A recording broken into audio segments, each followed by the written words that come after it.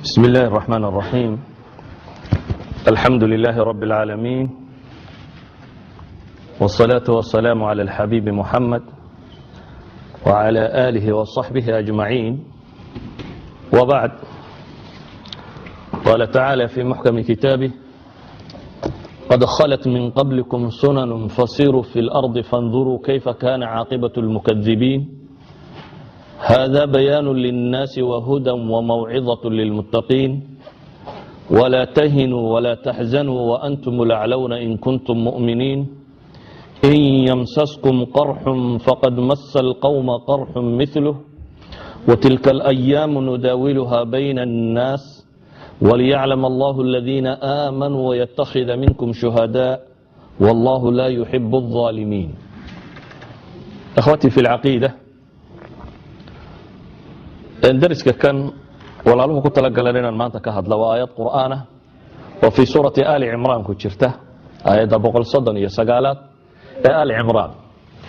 aayadatan iyo dhowrka aayadooda ka horeeya iyo aayada ka dambeeyaba waxay u ahaayeen tacqiib. waxay soo degeen waqtigii nabiga calayhi salaatu wasalaam iyo saxaabadiisu ay ka soo baxeen dagaalkii Uxud la oran jiray. sidaynu wada ogsoonnahayna dagaalkaasi muslimiintu markay galeen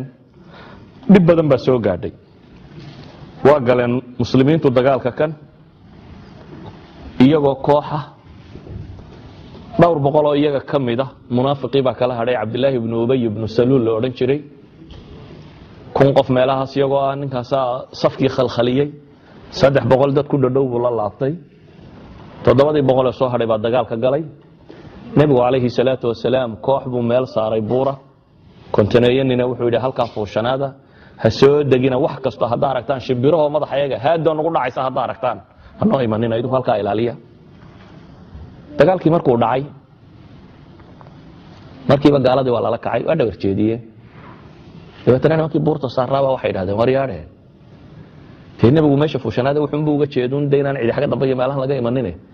gaala waa aragtaanoo jabe eh, haniimada yaan laynooga dheerayna xoolaa wax ka doonana bay idhahdeen, cidi waxba noole eh. ninkii amiirka u ahaaba wuxuu yidhi aniga nebigu wuxuu igu yidhi halkaa fadhiyo ka soo kici maayo. qolo kale waxay idhi warnaga tagarada meesha maxaynu ka qaban, waa ilaalinayne mar haddii gaaladiiba jabtay haniimadan wax ka boobayna, waa laga soo cararay. ninkii amiirka ahaa Khalid bin Waliid oo gaal ah oo koox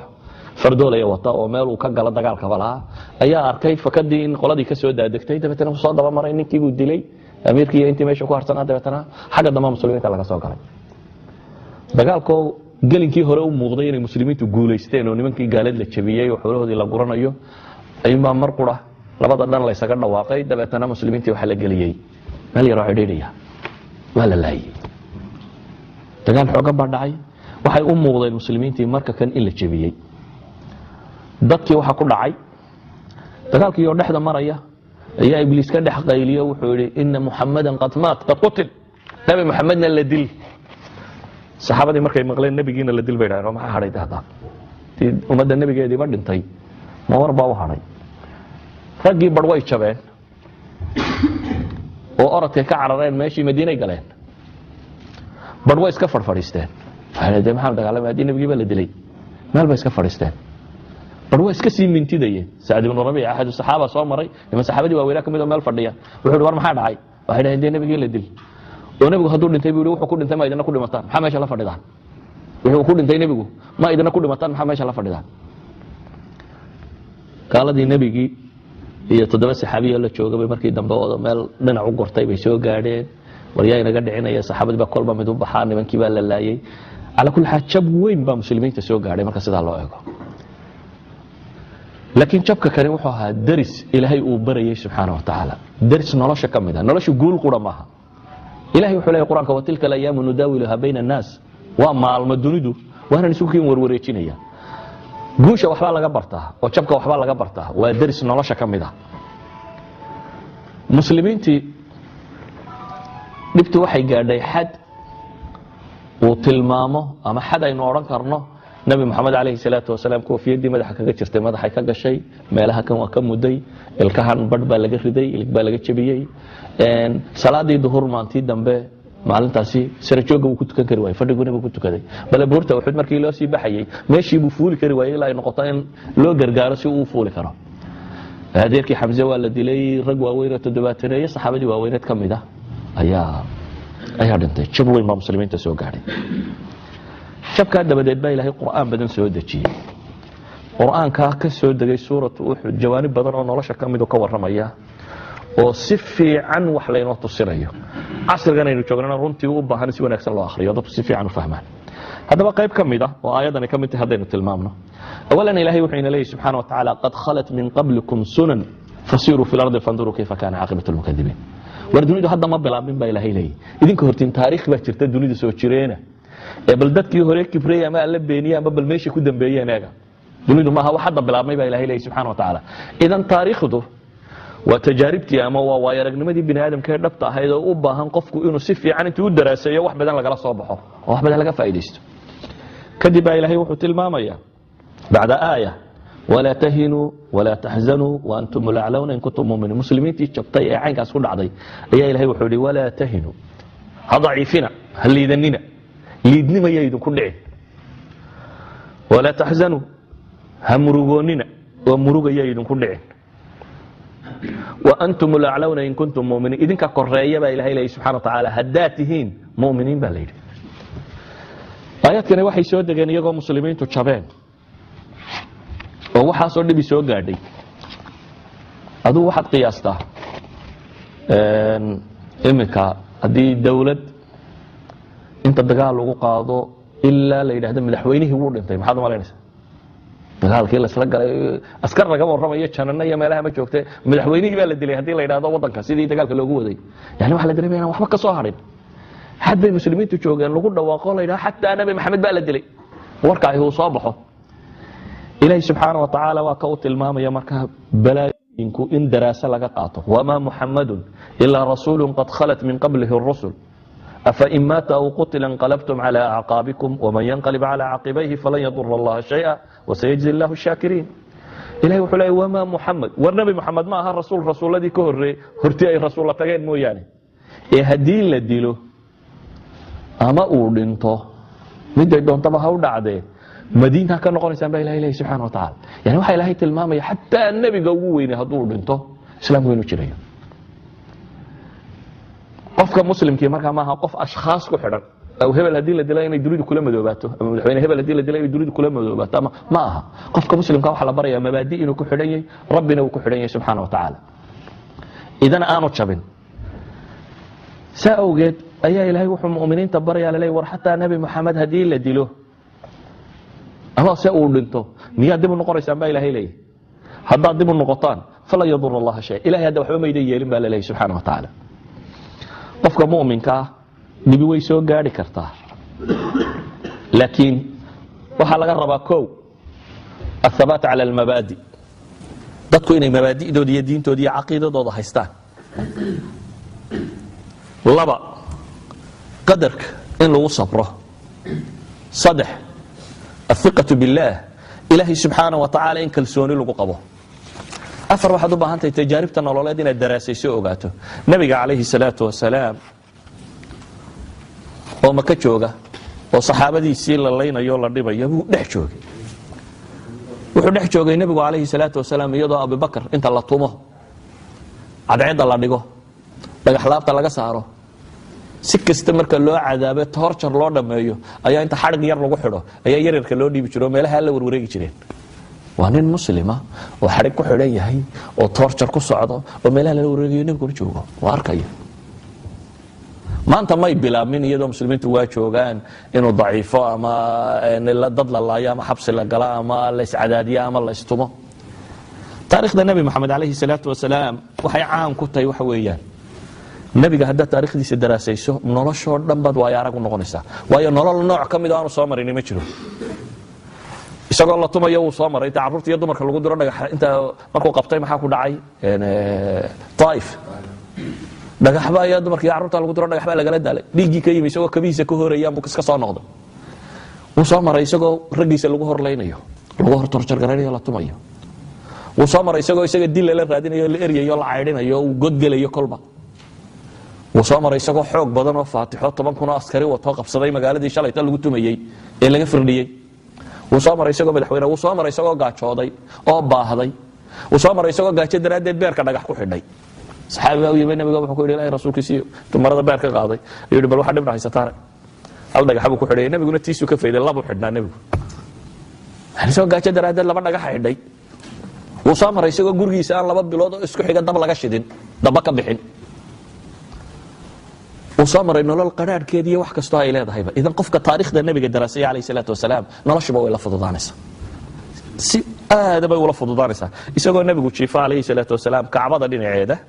hadka kacbada isagoo iska jiifa oo dangiigsan ayaa waxa uu yimid saxaabi la yiraahdo Khabaab ibn al-Arat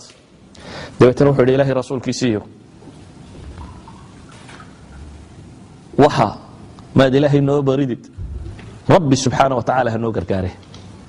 wuxuu ka cabanayaa maad arkayn buu leeyahay waxa dhib iyo mushkiladna haysataa alaa tastansir la alaa tadcu maad ilaahay hiil noo weydiisid maad ilaahay guul noo weydiisid waad aragtaa waxa dhibna haystee nabigu calayhi salaatu wasalaam intuu soo kacay ayuu wuxuu ku yidhi isagoo cadhaysan buu wuxuu ku yidhi laqad kaana man qablakum layumshatu bimashaati alxadiidi maa duuna cidaamihi min laxmin aw casab waar idinka kuwii idinka horreeyey buu nabigu yidhi gafaadh bira baa lagu faydi jiray ilaa lafta iyo hilibka la kala saaro qof bini aadam oo la torjar garaynayo degod yar loo qodo ayaa gafaadh bira lagu faydaa ilaa hilibka iyo lafta la kala saaro qaar ka mida buu nabigu yidhi waa god inta lagu rido ayaa miinshaar hagso baashan wax lagu miinshaareeyo inta halkaa laga saaro ayaa laba loo kala goyn jiray ilaa laba u kala dhaco waa nooc torjar ka mid a waxaasoo dhammi buu nabigu yidhi diintooda kamay celin jirin ee ilaahay baan ku dhaartay buu nabi maxamed leeyahay ilaahay diintan wuu dhammaystiri doonaa ilaa iyo uu ka socdo raakibku min sancaa ilaa xadramowt maa yakhaafu ila allah ka lugaynaya uu lugeeyo sanca ilaa iyo xadramowt inta udhaxaysa isagoo aan ilaahay mooyaane cid kale u ka baqayaa jirin riwaayaadka qaarkoodna waxay sheegayaan waa di'ba calaa qanam iyayga adhigiisa ka ceshada un mooyaane laakiin nabigu muxuu yidhi walaakinakum tastacjiluun waa degdegaysaan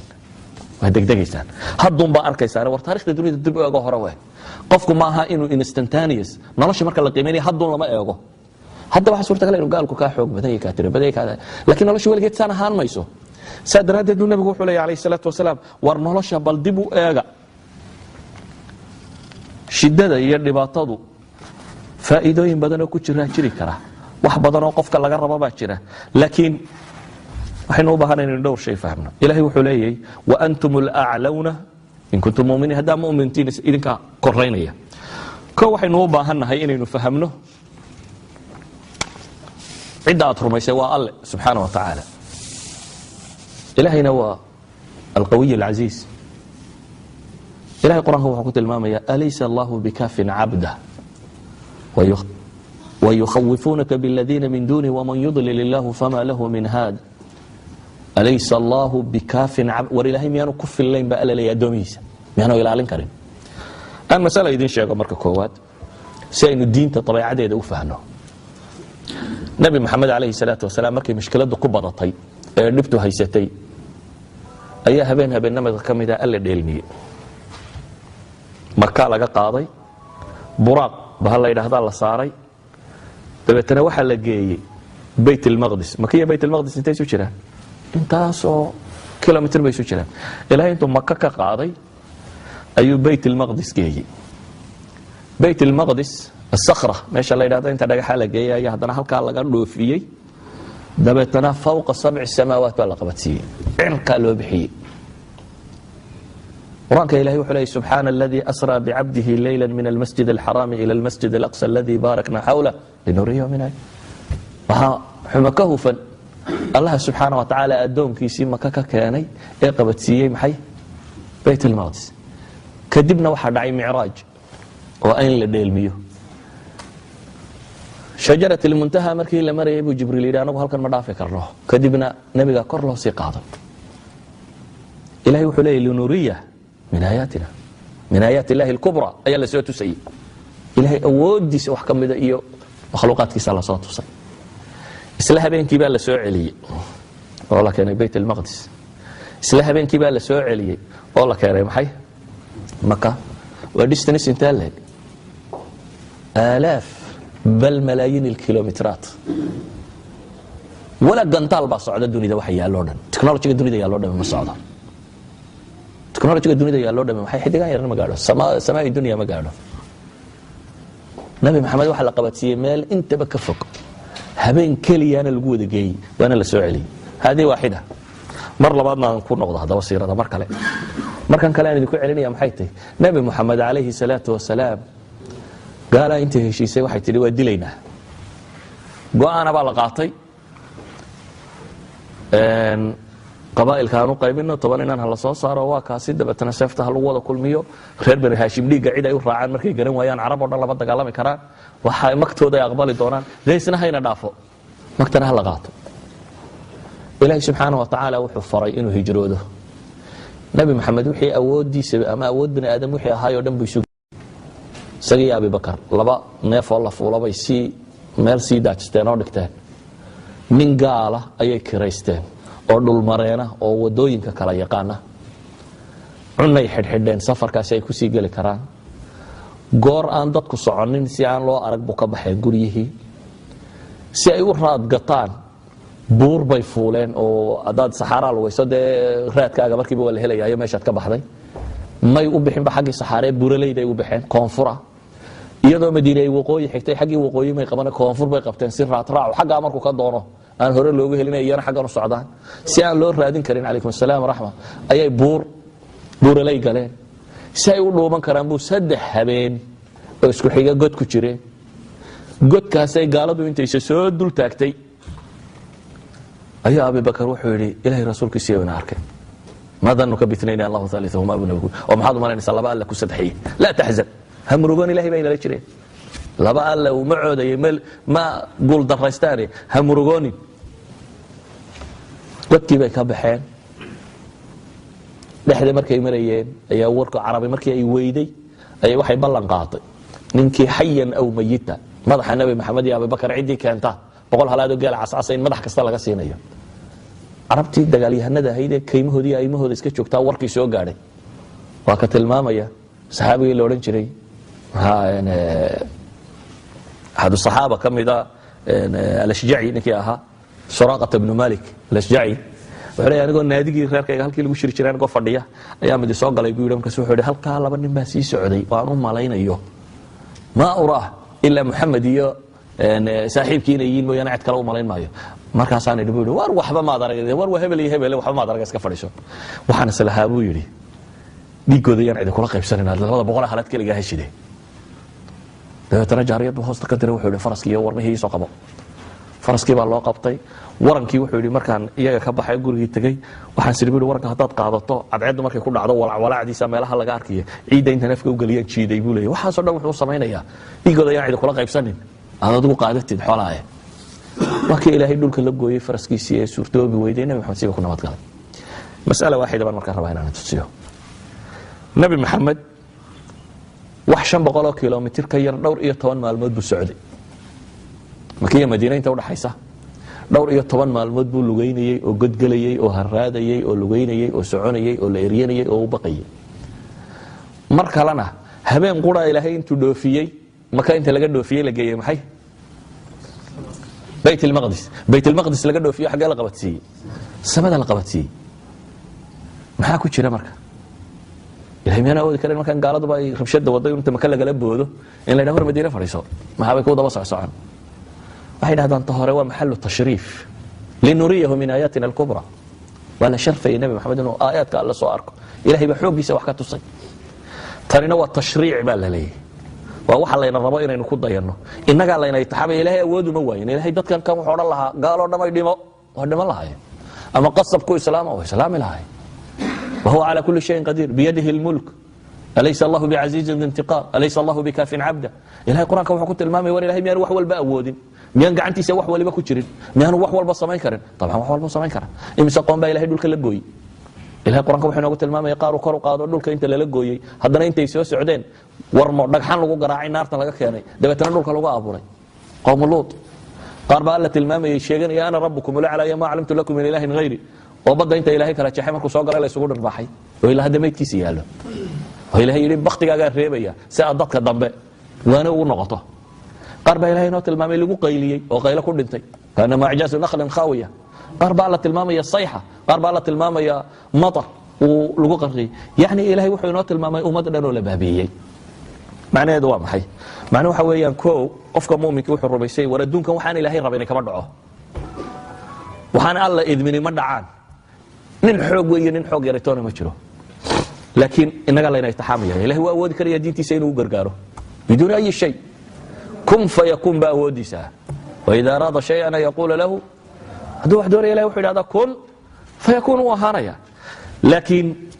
وهي علماء دول هذا إنك كشرنا موضوع الامتحان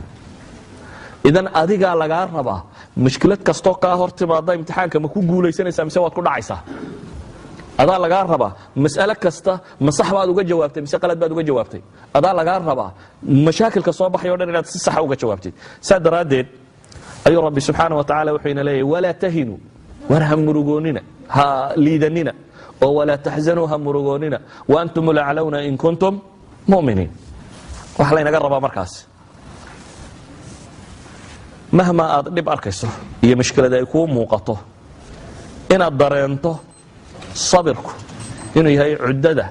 أما قفك مؤمن كأه waxaa noloshiisa ku jirto hadday nicmo ku soo martana inaad ku abaal shukri naqdid hadday dhibi ku soo martana inaad sabirtid sabirku waa cibaadatu daraa wa ciddati lmuslim xiina nuzuuli ilbalaa waa cibaadada qofka muslimkaa laga rabo inuu barto marka dhibtu jirto saa awgeed baa ilahay wuxuu leeyahy in tamsaskum xasanatun tasu'hum wain tusibkum sayi'a yafraxuu biha wain tasbiruu watattaquu laa yadurukum kayduhum shay'a ina allaha bima yacmaluuna muxiit إلهي وحوله سبحانه وتعالى وردي وناق إذن هليره منافقية قالوا ويكا حمانيا وناق إذن هليره هدي حما إذن كل عانا وكفر حيان بي إلهي لكن إلهي محوين إليه وإن تصبروا وتتقوا هذا الصبرتان صبر كي الله باهنا أتكيستان لبا لك عبسي الله باهنا وحي واجبات إلى قرب إلى سميسان لا يضركم كيدهم شيئا با إلهي وحي حديق مريقا يا ردمي وحبيدي يالي مايان رب سبحانه وتعالى قرآن كوحو كله لتبلون في أموالكم وأنفسكم ولتسمعن من الذين أوتوا الكتاب من قبلكم ومن الذين أشركوا أذى كثيرا وإن تصبروا وتتقوا فإن ذلك من عزم الأمور والله إذن كوي تحامي يا با إلهي حولها النفط ببا إذن كسو قاري دونت ولا تسمعن با إلهي كم قشين وكم قشين وكم قشين كوا قالوا بي عرب حمى بدن با إلهي سبحانه وتعالى أفحمى بدن الله إذن إلى هذنا ومغلي دونتان با إلهي ولا تسمعن من الذين أوتوا الكتاب من قبلكم إيه ومن الذين أشركوا أذى كثيرا أديت رب بدن با كمغلي دونتان با إلهي لكن ما الواجب علينا وإن تصبروا وتتقوا با إلهي فإن ذلك من عزم الأمور هذا الصبرتان وأتكيستان إذا ماشي وحي الله قفك مؤمن كهرت وإن الرميسي الله سبحانه وتعالى هو القوي بيده الملك وهو على كل شيء قدير له ما في السماوات وما في الأرض إنه الله سبحانه وتعالى الدنيا الحكم مركره وين ترميسان إيمانك كم يدعي إن قرأته دنيا الثاني إنه إلهي موجنين ولقد خلقنا فوقكم 7 طرائق وما كنا عن الخلق غافلين بإلهي ورمن موجني بقى الله سبحانه وتعالى وحنا نبوري قفك مؤمن كي مركا وين الرميسية إنه hadduu alla ku tiirsado inaanu marnaba nebi soo gaarin saa daraaddeed buu nebi moxamed calayhi salaatu wasalaam markay ugu adkayd wuxuu leeyahay laa taxzan ina allaha macana ha murugoonin buu yidhi ilaahay baa maceena ah فأنزل الله سكينته عليه وأيده بجنود لم تروها وجعل كلمة الذين كفروا السفلى وكلمة الله هي العليا والله عزيز حكيم إلهي بحسلوني كسود دجيبا لله سبحانه وتعالى وأيده بجنود لم تروها با إلهي عندما إذنك أيضا أركين با إلهي وهيلي كون كان إلهي با معمولا مركا قفك مؤمن كي مرنبا معها قف نبدأ ريمه وهي النبي عليه الصلاة والسلام وحليه عجبا لأمر المؤمن أرنك قفك مؤمن كأياب له إن أمره كله له خير وحكا استوسى بيابا خير بيوطهي النبي عليه الصلاة والسلام وأيه النبي يقول لي هداي النعمة نقطنا وصبري وكما هد علينا شكر هداي النقطة أبو النبي يقول لي عليه الصلاة والسلام نباتنا وصبري لبدا قربنا خير بهليا أبو النبي يقول لي عليه السلام قفك مؤمن كي مركا إلهي ما أود وينا أضالقوا اتحاميا وهي إلهي محكوة المامية قوة كلا إلهي يقول لي مثل الذين اتخذوا من دون الله أولياء كمثل العنكبوت اتخذت بيتا وإن أوهر البيوت لبيت العنكبوت لو كانوا يعلمون mathalu aladiina ittakhaduu min duuni illahi awliya kuwa ilaahay cid aan ahayn hiil iyo qaraabanimo tol iyo gargaar ka doonay baa ilahay yidhi tusaalahoodi iyo mahmaahadooda waxa weeyaan kamathali alcankabuuti ittakhadat bayta waa caaradii guri dhisatoo kale baa la yidhi guri caara muxuu celiyaa guri caara waa waxba ilaahay khayrkii aad ku tiirsato ama maraykan ku sheeg ama mid kale ku sheeg waa guri caaro in guri caaro ku tiirsan baata ilahay wuxuu leeyahay cidda aniga ay dhinac marta ee ilaahay khayrkiis tidhaahdaa cizi iyo xoog iyo ka doona tamar kamathali alcankabuuti ittakhadat bayta waina awhana albuyuut labayt alcankabuut baa ilahay yidhi guri waxa u liita u jilicsan guri caara baa la leeyahay subxaana wa tacaala macnaha meesha yaalla muxuu yahay qofka mu'minka dhannigu ilaahay ka qaba waa inuu fiican yahay saa daraaddeed baa ilahay wuxuu leeyahy subxaana wa tacaala murugayo idinku dhicin iyo ducfi iyo liidasha toor ah mu'min ilaahay ku kalsoon noqon waxaynu u baahanay marka ummadda maanta muslimiinta ah ee caalamka ku nool waxaad moodaa dad badan inay hami jabeen niyad jabeen xagga muslim baa lagu dilaya xagga muslim baa lagu dilaya almashkila cindana awalan ilaahay waa awoodaa waxba inuu maalin qura kiciyo laakiin innagaa layna imtixaamaya innaga imtixaankani xaguu ka yimi bal aan hal xadiis akhrino kuwa nabiga ka sugan calayhi salaatu wasalaam nabigu calayhi salaatu wasalaam xadiiskiisa uu baan warinayay wuxuu yidhi yuushiku lumamu an tataaca calaykum kama tadaaca alakalatu ilaa qascatiha faqaala qaa'ilu wamin qilatin naxnu yowmaid qaala bal antum yowmaidin kahiir walakinakum guhaaءun kaguhaaءi sayl walayanzicana allahu min suduuri caduwikum اlmahaabata minkum وlayqdifana اllah fي qulubiكm اlwhn faqala qائl ya rasuul اllahi wma اlwhn qala xub اdunya وkaraahiyaة اlmowt xadiikan u fiirso nabi maxamed alayh الsalaaةu wasalaam baa wuxuu yidhi waxa la arki doonaa ama waxa dhowaan ah waxa dhici doona ummadaha dalaalka iyo baadinimada ku sugan dunida intay isugu keen yeedhaan sida dadka xeedhada leh ay isugu yeedhaan haddii dad casuumad uu sameeyo ood casuumadda ugu yeedho markaa dadkaad casuumaysay oo dhan dee waa casuumad adiga lagu sameeyey waana wax fudud inaad maxay qaadato cunto ka dheragto saa doonto u googoosato nebi maxamed baa wuxuu leeyahy alayhi salaatu wasalaam waxay ku dhadhowdahay inay umamka dunidu intay isugu kiin yeedhaan tusaalihiinuu noqdo sidii xeedhe la wadaagaya midba gacantiisa gelinayo caalamka maanta u fiirso caalamalislaami baa inta la isugu yeedhay ama naatadhe ama warsadhe ama mid kale dhe ama dabadhilif yaro dunida meel kaga noolba dheh inta la isu wada tegey ayaa kulli waaxidin yadli bidalwi mid 150 askari geeye mid ka badan geeyaba mid waliba intuu boobi karaa buu boobay waxoodaa la qaataa waa la laaya waa la booba waa la gumaystaa waa la dilaa waa wuxuu nabi maxamed ka warramaya calayhi salaatu wasalaam saxaabadii way yaabeen marka waxay maskaxdooda ku soo dhacday talo waxaasay u dhacay ma marbay muslimiintu inta yaraadaan wax yar oo dabeetana la boobo ayay noqon doonaan qaaluu wa min qilatin naxnu yowmaidin oo waxaas ma waxay ku dhacayaan bay yidhahan ilahi rasuulkiisa ma intaanu yaraano oo dadka kale bataan ayaa deena nala dafaya markaasoo xabadxabadna loo qabanaya qaala bal antum yowmaidin kaiir buu haddana nebigu yidhi maya maalintaasi waa badan tihiin buu nebigu yidhi tira yari maaha tirakoobka muslimiinta inta kor loogu dhawaaqaa waa bilyan iyo 300 oo milyan dad badani waxay qabaan tirakoobkaasi inuu qalad iyo 2 bilyan inaanay ka yarayn laakiin ayankan bilyan dad ka badan oo bini aadam ah in inta haddana la isugu yeedho nebigooda kolba mid 5 milyan uu caayo ama mid ka sii liitaa uu boobo ama qaado ama hagardaamaya ama isugu tagaa waa dacfi maxaa keenay saxaabadii way rumaysan kari waayeen waxay dhaheen miyaanu yarnay ma yaridin buu nebigu yidhi calayhi salaatu wasalaam walaakinakum guhaaءun ka guhaa'i sayl buu nebigu yidhi laakiin waxaad tihiin daad xoorta daadku qaado oo kale ma yaridine daadxoorta waxaa la ydhaha xashiishka iyo xumbada iyo waxaan markuu daadku meel jabsade u wado xoorkan iyo xashiishkan iyo uska gan saaran uskagani meel laguma socdo meeshuu iska yaallay wuxuu qabtaa halka daadku qabadsiiyo dad itijaah lamatiin meel uma socotaan xagga caalamku isaga socdaa unbaa idana u socotaan daadxoortu halba meel bay ka laabataa meeshuu ka laabtaba wuu kala laabanaya shakli ma leh form loo yaqaano male wadada hadday soo dhuubato xoorku isku soo ururaa meel buu imanaya hadduu daadku kala ballaadho wuu kala baahaya shakli ma leh wasni ma leh miisaan ma leh oo wixii miisaan lagu dagaa dhulku tagaa kuwani xagga sare bay ordayaan daadxoorta xagga sare carartaa idan kaanama nabi maxamed alayhi salaatu wasalaam uu tilmaamayo cahdi inay iman doonto dadka muslimiinta iyagoo tiro badan leh ay noqon doonaan dad aan qiimo lahayn wasni lahayn afkaar lahayn mabaadi haysan waxba haysan kalbabqa dunidu waxay ku dhawaaqdaan kaga daba dhawaaqa xaggii loo dhaqaaqana isaga daba socda qiimo wasniyo caalamiyana aanay ku lahaynba hadday wax sheegaan iyo hadday shiraan iyo haddaanu midnaba macno samaynaynin. su-aasha isweydiinta le markaa waxay tahay waa maxay sababtu? markaasuu nabigu wuxuu leeyahy alayhi salaatu wasalaam walayanzicana allahu min suduuri caduwikum almahaabata minkum. muslimka dhabtaa waa laga cabsan jiray, waayo waxaa loo yaqaana inay yihiin dad tooda ku adag. saa daraaddeed bini aadamku hadduu ku og yahay qof wax iska rabi karaa ama wax iska waabin karaa ama mabda leh haddaad tahay, warka lagula imanaya war macquula weeyaan oo waa qof lagu xisaabtamay. laakiin haddii lagu ogyahay inaad waxba tahay, war ama cidima kuu sheegi maysa, waa lagugu wadaya ama wixii la doona lagaa yeelaya. walidalik buu nabigu wuxuu yidhi walayanzicana allahu min suduuri caduwikum almahaabata minkum. ilaahay wuxuu gaalada qalbiyadoodaba ka saari doonaa baqa idinka baqayaan.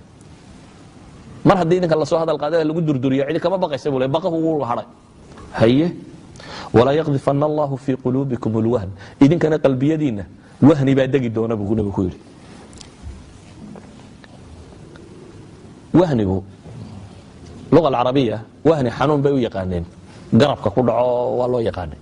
wahni waxaa kaloo loo yaqaanaa ducfiga. nimankana luqada carabeed way yaqaaneen, carab bay hayeen, laakiin waxay garan kari waayeen waxaan intuu dadka ku dhaco wahni la yidhi dadkuba saanu nasakhmaya maxay yihiin. dabeetana waxay dhahay ya rasuul allah wama alwahnu. afcarabiha wahni waa la garanayaa, laakiin wahnigan dadka ku dhici doonaa muxuu yihi? qaala xub dunya wa karaahiyat lmowt buu nabigu yidhi alayh salam. waxaa idinku dhacaya buu nabigu yidhi alayhi salaatu wasalaam adduunye jacayl iyo aakhira nacayb ama geeri nacayb. nabigu wuxuu ku sheegay xanuunka rasmiga ee qofka dadka mu'miniinta alla hadhi doonaa inuu yahay masaladatan adduunye jacayl, xub dunya. waayo qofka mu'minka adduunka iyo aakhiro, mu'minka saxa aakhira la wey. acmaasha addunya acmaasha aakhiro wuxuu horaysiya acmaasha aakhiro. wax walba wuxuu ku qiimeeyaa aakhiro maxay ka goynaysaa, janna goysaa ama naar bay goysaa. waa qof aragti dheer oo meel badan ka fakeraya. kooda siyaasigii kama fakero dunida dowladani say noqonaysaa, wuxuu ka fakeraa ilaa aakhira dadkani maxay soo baxayaan. time intervalka uu ka fakera uu ka dheer yahay. bulshada tani intee bay ba'aysaa, intee bay si hagaagaysaa. ama kooxdan waxaa ku dhici doonta buu nabigu leeyahy alayhi salaatu wasalaam adduunyadu ay jeclaadaan oo isku nabaan iyo geeridu aad nacdo. geerida waxaad u nacaysa aakhira waxba kaaga horey. adduunna dee lagama dhergo, 2 bilyanna waa isku qabsanaysaane bini aadam, 6 bilyan ee dunida ku kornoo la wayda dhex maraya. idan wuxuu nabigu calayhi salaatu wasalaam xadiidkan ku tilmaamaya waxa weeyaan dacfigu waa kan. haddii kan loo helo kan baa wuxuu yahay maxay? waa mukhadar. dhakhtarku markuu qofka rabo inuu qalo, hadduu isagoo iska nool midada ku geliyo ka war dee ma wad cararaysa, wad cabaadaysa, waa lagu qabqaban kari waaye, suurtagal maaha. laakiin si shaqo lagaaga qabto waxaa la sameeyaa maxay? redovals in lagu sooxiyo. marka lagu sooxiyo bes waad isdhigaysaa, shaqaa lagaa qabanaya. markaa qofka mu'minka hadduu wahnigu ku dhaco suuximaadkiiba ku jira, idan shaqa lagaa qabanaya. oradii maqasyada iyo midiyaa sidatay waa ku qali karaya, si fiican baa lagu qalaya. waayo ma tihid qofkii dareenka lahaa, ma tihid qofkii soo jeeday, ma tihid qofkii caynkana. caalamulislaami inta wahnigani ku dhacay ayaa la qaybqaybiyey, la googooyey. maalinba dowlad la dilaa, maalinba mid madaxa laga jaraa, maalinba mid la maagaa, maalinba madaxweyne inta la qabto ciidal adxa laga dhigaa. yani waa liidashanimo ku dhacday bulshadatan. waa bulshadan oo aan qiimo samaynaynin, aan dadnimo lahayn. walidalik baa ilaahay subxaana wa tacaala wuxuu inoo tilmaamaya walaa tahinuu walaa taxzanuu. wahniyo idinku dhicin baa la leeyahay, ha daciifina. waaxida baan idin sheegaya. waxay culammadu yidhaahdaan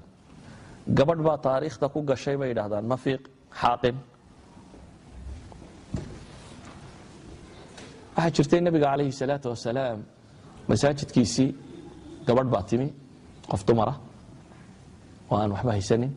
masaajidka gudihiisa khaymad yar looga dhisay, bool yar baa halkaasoo kale looga dhisay masaajidkii nabiga calayhi salaatu wasalaam. halkaasay deganayd. dabeete iyana waxay ka fakertay inay islaamka wax u qabato. qof muslim oo caatilo meel iska fadhiya ma jiri jirin, inay islaamka iyana wax tarto. waxay qaadatay fikradda ah iyaduna inay qaadato aragtida ah inay ugu yaraan masaajidka nadaafadiisa iyana inay ku guulaysato. markaa iyana masaajidkay nadiifin jirtay, masaajidkii nabiga calayhi salaatu wasalaam. waxaa aragtay shaqaday qaban kartaa inuu yahay masaajidka nadaafadiisa inay ka adkaato. habeenkii dambe goor habeena wadkii u yimi way dhimatay. saxaabadii waa la qaaday, waa la maydhay, waa la kanfay, waa la kaxeeyey, xabaalaha la geeyey, waa la soo aasay, khalaas. subaxii dambe ayuu nabigu calayhi salaatu wasalaam gabadhii buu waayey markaasuu yidhi war meeday qoftii dumar ee masaajidka tagay sana ilaahay rasuulkiisii waxa la tay dhimato te waxaanu tirin nabiga gurigiisii uu tagay waxba soo kicinine te waa soo aasnay wixii ay u baahnayd waa soo qabanay hal la aadantumuni nabigu war maxay igu sheegi weydeen inay dhimatay kale xabasheedii tusamo nabigu xabasheedii intuu tagu salaad ku soo tukaday waxay culimadu yiraahdaan gabadhan mafiiqdeedii baa taariikhda gelisay mafiiqdeedii baa ka dhigtay inuu nabi maxamed dareemay inay maqan tahay mafiiqdeedii baa ka dhigtay inuu nabi maxamed yidhaha hal aadantumuni oo ay ku soo tukado idan qof salbi ma jiro qof aan wax tarin bini aadamka ma jiro argaga xuna waxba ma bedelo antan maaska farsatna waxay sameeyaan muslimkii de jabi oo kaasoo dib soo gaadhay wadakii la qabsay ama halka la qabsay meel waxba ma tarto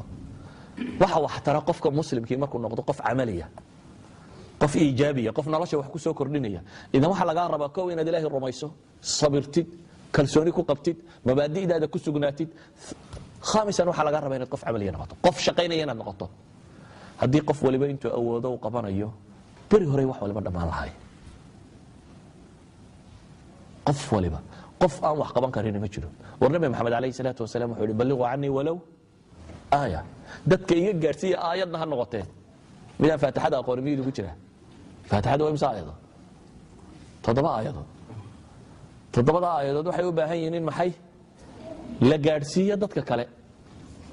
taa macnaheedu waxa weeyaan qof aan wax qaban karin ma jiro laakiin waxa soo ururtay dadkan amaliyiin ahayn haddii baynu leenahay gabadhe ay mafiiq taariikhda ku gashay oo nabi maxamed ku xusay oo uu leeyahay maxay ogeysiin weydeen oo ka daba tagay waxbaasheedii ku tukaday imsayna awoodna markaas laakiin waxa